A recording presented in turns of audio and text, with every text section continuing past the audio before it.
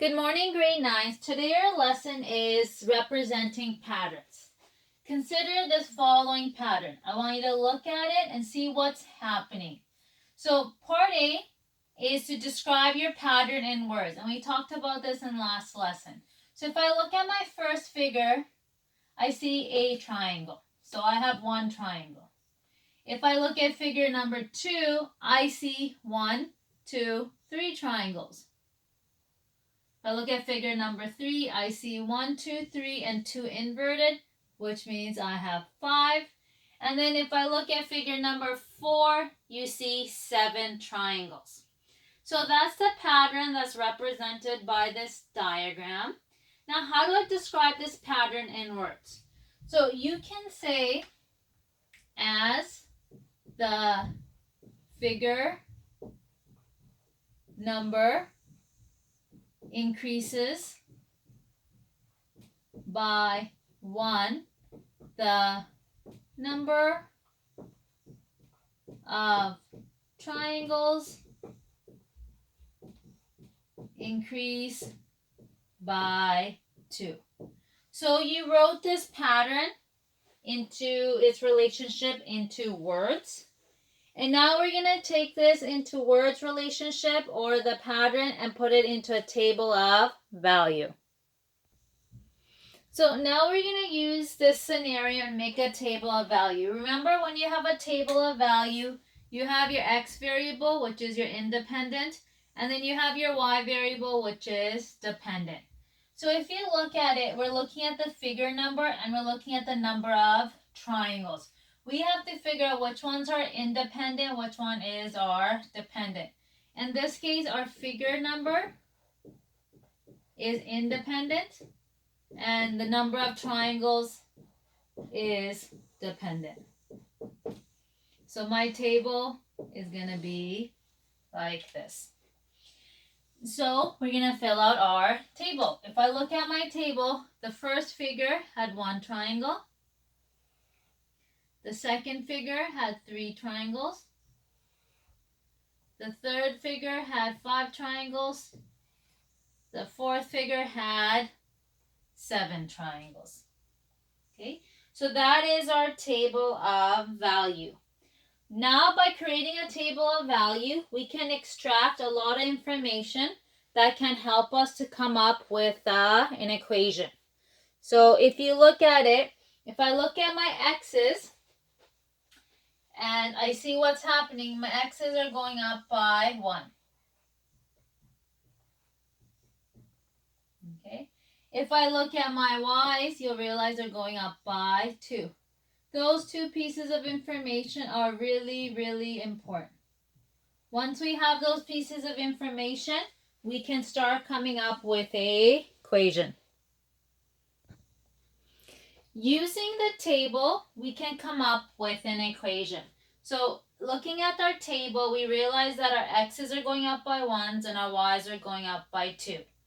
When I ask you to come up with an equation, your starting point is always going to be y is equal to ax plus b, where a and b are going to be a number. A is known as your numerical coefficient or your rate of change, and b is known as your initial or starting value when x is equal to 0. So b is nice and easy to find. We can use our table and our patterns. So if we look at our table there, we know our numbers are going up by 1. But how many figures would I have? If my figure number was 0, how many triangles would I have? So if I'm going up by 1 each time, if I go backwards, I'm going down by 1. So to go from figure 1 to 0, I went down by 1. To figure out what x is equal to, what y is equal to when x is 0, I know that in figure number 1, I had 1 triangle. So if I go backwards, if I lose 2 triangles, when x is equal to 0, my y is going to be equal to -1. So I figured out my b. I know my b now is -1. And I did that just using my table and working backwards. So how do I find out my numerical coefficient? Your numerical coefficient is also known as your rate of change. And the formula to figure this is I take my change in my y divided by my change in my x. So what does Mrs. Beg mean by that?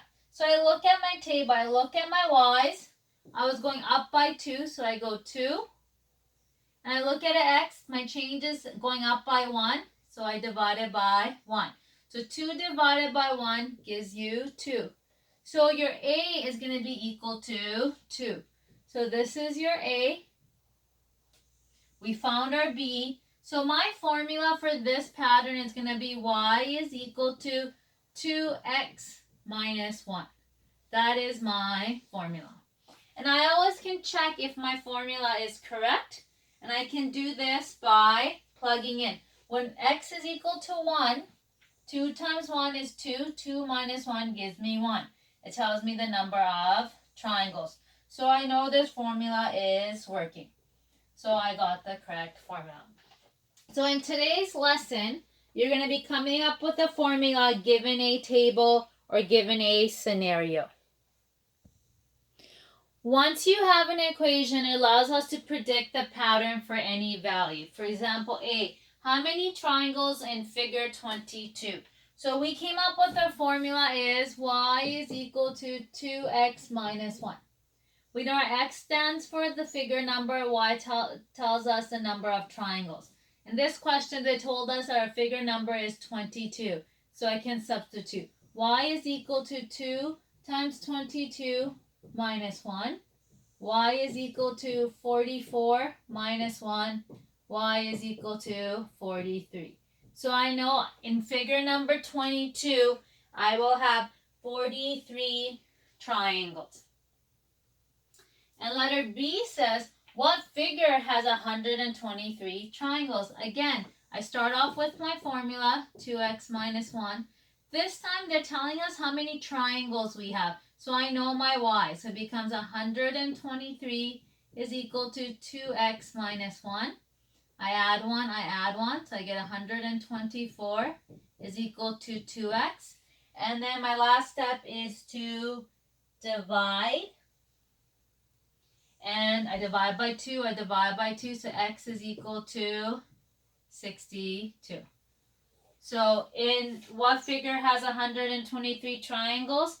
Figure 62 has 123 triangles. So that's how we can use our formula. That way we don't have to draw every single figure because the figures will keep getting larger. Example 1, determine the equation. The hardest part of today's lesson is going to be to come up with your equation. So determine the equation. I've given you a table of value. So when they're asking you for an equation, I'm asking you y is equal to ax plus b. That's your starting point. I need to figure out my a and I need to figure out my b. So in order to figure out my a, I know that is in the change in my y divided by the change in my x. And that's easy enough to do. I look here, what's happening? 40 to 50, I'm adding 10. 50 to 60, I'm adding 10. And each time I'm adding 10. So I know that my bottom is 10. When I look up here on my y, I know I'm going up by 5s. So each time I'm going up by 5s. So here, this becomes 5. And then 5 divided by 10 gives me 0.5. So I calculated my A. So once I have my A, because now my equation becomes y is equal to 0.5x plus b. When I'm looking for my b, I need to figure out what y is equal to when x is equal to 0. I'm just going to erase this part. So if I look at my table, I start off with 40. And my pattern is going up by 10. So if I work backwards, I know after 40 it's going to be 30, then 20, then 10, and then 0. Because this is what I need to figure out. Well, my y is equal to 0. So here, if I'm going up by 10, if I'm going backwards, I'm going down by 10. If I'm going up by 5, if I go backwards, I'm going to go down by 5. So at 30, I would have 20, then 15, then 10, and then 5. And that gives me my b. My b is when x is equal to 0. So my final answer for this question is going to be y is equal to 0.5x plus 5. And that is my final answer. That is my equation to this table of value. And I can plug in 80. 80 times 0.5 gives me 40. 40 plus 5 gives me 45. And I know that is correct. So in today's assignment, you'll have a lot of questions in which you have to come up with the equation given a pattern, given a table of value, or given a scenario, which is going to be our last example.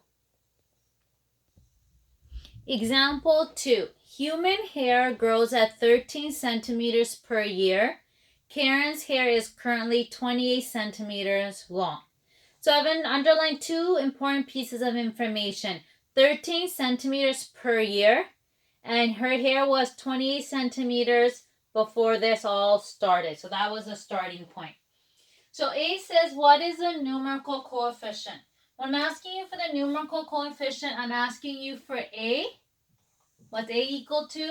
Which is the rate of change. So in this scenario, this time I do not need to calculate the rate of change. It's given to us. And it's given to us as a rate. So 13 centimeters per year, that's a rate. So I know my A is going to be 13. That's how much her hair grows in 1 year. So every year her hair grows 13 centimeters. B is asking you, what is the constant? Another word for constant is your starting or your initial value, which is your B. So they're asking you, what is B equal to? So my B is equal to, in this case, 28 centimeters, because when she started this, that's how long her hair was. That was her starting length of her hair. C is asking you to come up with an equation. I already know my A and B. So y is equal to ax plus b. I can plug it in. Y is going to be equal to 13x plus 28. So that is your equation for this particular scenario. So letter D is asking you to make a table. I'm going to make a horizontal table instead of a vertical, so x and y. Where x I have here, so you have two things. You have time and you have the length of the hair. Time is always your x, and this is your length of your hair. Okay, so when I start doing my table, I can use the equation I came up with. Y is equal to 13x plus 28. I substitute in first my starting point 0. So at 0, I had 20 centimeters. That's what I started off with. 13 times 0 is 0. 0 plus 28 gives me that. And then every year, I'm adding 13 centimeters. So it'll be 1 and 41. Y, 28 plus 13. Year 2, it would be 41 plus 13, 54.